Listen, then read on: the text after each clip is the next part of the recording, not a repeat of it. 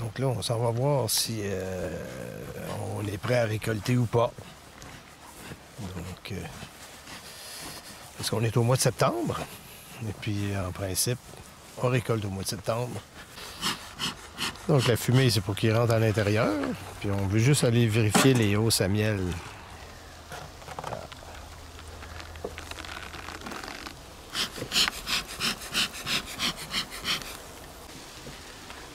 Celle-là, ça fait longtemps qu'elle est là, la hausse à miel. Ouais.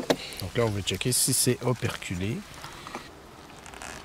Ah, là, on voit que c'est operculé. Alors, on voit Plus en plus operculé. Ouais. Là, ils vont finir de remplir les côtés puis operculer par la suite. Ici, ça commence tranquillement. Ouais. Donc, c'est une question d'humidité. Alors, quand ils sont operculés, ça veut dire que... L'humidité est assez basse, c'est en bas de 18, entre 16 et 18 ou plus bas. Ce qui fait que le miel, à cette humidité-là, ben, se conserve très longtemps, sans risque de fermentation. Là, par exemple, là, on parle.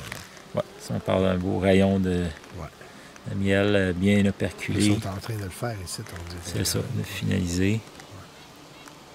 Ah bon, d'accord. Il y a des choses ici, de plus en plus. Ouais. Une bonne odeur. Oui, ça sent le miel. Ouais. Ça fait quasiment plus qu'un mois que la hausse à miel est dessus, là. Ils ont stocké beaucoup de miel dans la hausse du bas, là, dans les hausses à couvain, entremêlées avec le couvain. Fait que, toi, tu vas-tu récolter dans les hausses à couvain? Non, c'est ça. J'aime mieux pas commencer à leur enlever ça. OK, donc c'est ça, oui, parce que... On va s'en tenir à qu'est-ce qu'il y a en haut. En haut. On va récolter, mais il va probablement avoir un peu de conditionnement à faire là, pour enlever un peu d'humidité dans le... Ah oui, tu disais mettre des ventilateurs en dessous des rayons. C'est ça, exactement. OK, ce qui est pas l'idéal.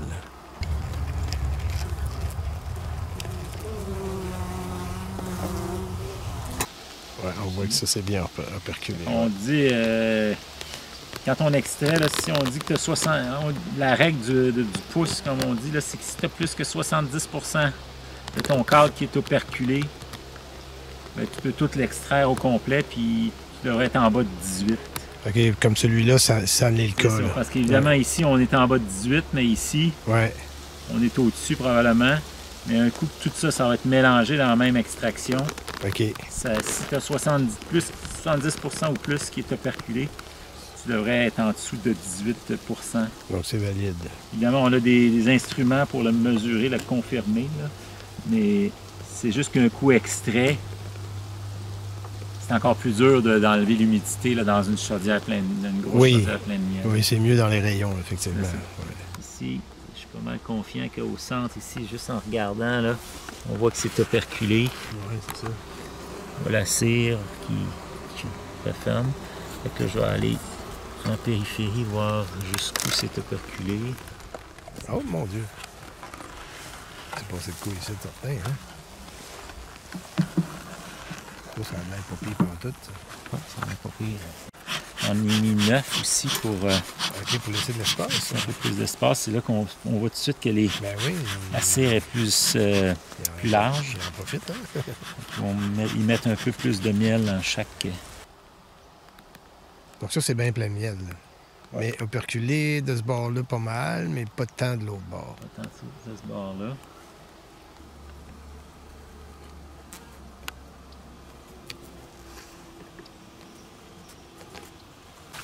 Alors, la dernière ruche, c'est elle qu'on a créée à partir d'une autre ruche. Donc, on va voir si ça a été profitable.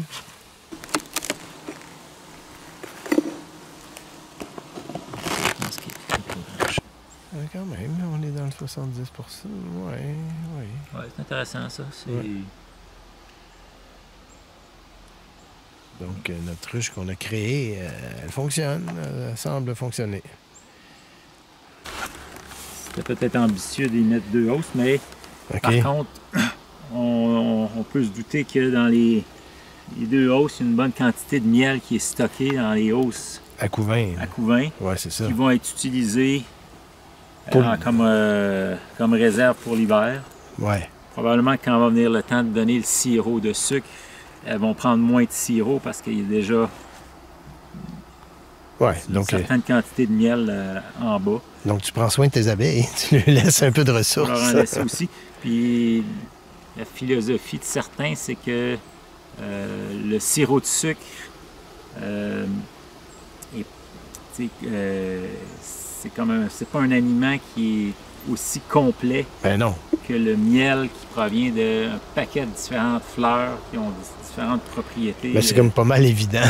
C'est pas mauvais de leur laisser du vrai bon miel. Là, donc un peu moins de récolte, mais elles sont plus heureuses. C'est ça. Puis le sucre, ça va juste être... en cas ça va juste être un complément là, pour être sûr qu'il y en a assez pour l'hiver. Donc, en résumé, tu viendrais récolter quand? Bon, je penserais peut-être venir mettre les chasses abeilles vendredi prochain. OK. Puis on récolterait dimanche, le 12.